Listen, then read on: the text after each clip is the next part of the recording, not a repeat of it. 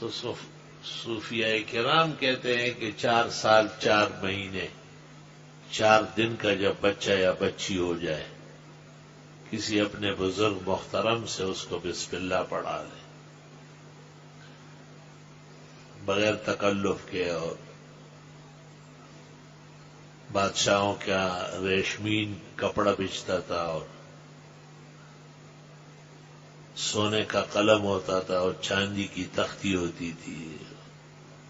منع اس کو کیا محدثین نے،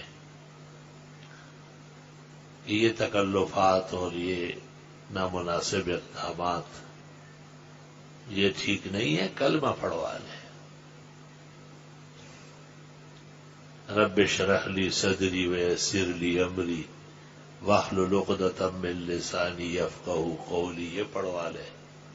علم نشرح کی صورت پڑھوا لے.